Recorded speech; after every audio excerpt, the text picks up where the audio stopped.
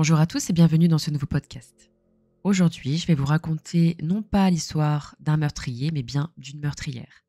Et oui, une femme qui en tua une autre. Et vous allez bientôt le découvrir pourquoi. Cette affaire n'est vraiment pas connue, elle se passe à Paris en 1892 et je la tire du Petit Parisien illustré de 1892. Laissez-moi donc vous raconter le parcours criminel de cette meurtrière.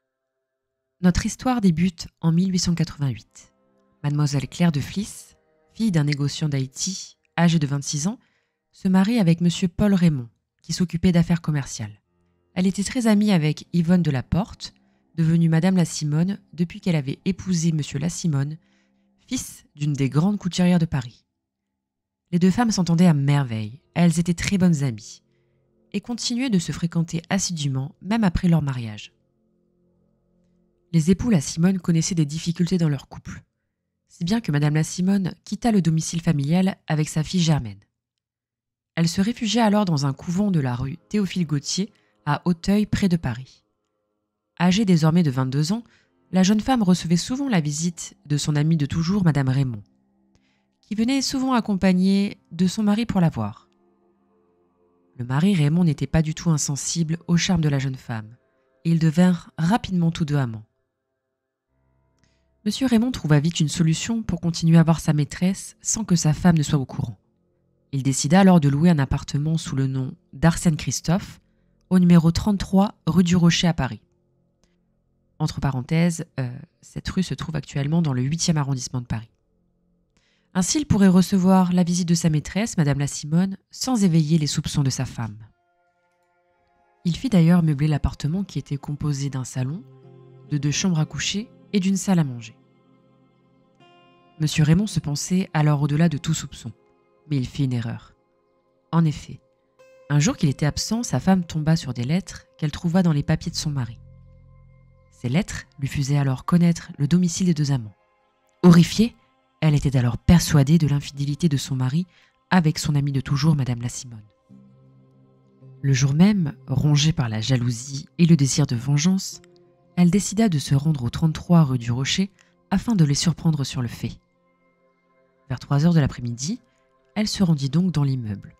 Elle alla voir le concierge et lui demanda d'un ton très calme si un monsieur et une dame ne se trouvaient pas dans un appartement au premier étage au-dessus de l'entresol. Le concierge répondit par l'affirmatif et Madame Raymond se rendit alors immédiatement dans le dit appartement. Elle se trouvait maintenant face à la porte, face à son destin. Elle frappa alors plusieurs coups. « Ouvrez ! Ouvrez !» Son mari ouvrit, et quelle ne fut pas sa surprise de se retrouver nez à nez avec sa femme. Elle lui emboîta alors le pas, et lui pria alors de ne pas faire de scandale. Madame Raymond traversa rapidement l'appartement et pénétra dans la chambre à coucher, où elle trouva Madame la Simone à moitié dévêtue, assise sur le lit. Quand elle aperçut Madame Raymond, elle se sentit alors perdue.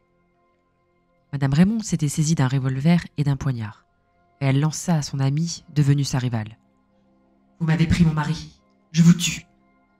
Et juste après avoir crié cette phrase à la figure de Madame la Simone, elle lui tira 3 coups de revolver. Celle-ci s'écroula.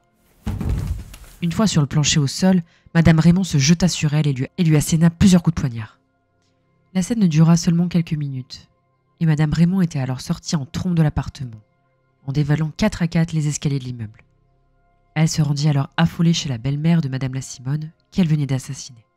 Pendant ce temps-là, Monsieur Fraisse, un médecin qui résidait au 33 rue du Rocher, fut appelé pour venir en aide à la victime. En effet, Madame la Simone avait reçu une balle dans l'abdomen qui présentait des difficultés d'extraction. Elle ne décéda que le lendemain après-midi vers 17h.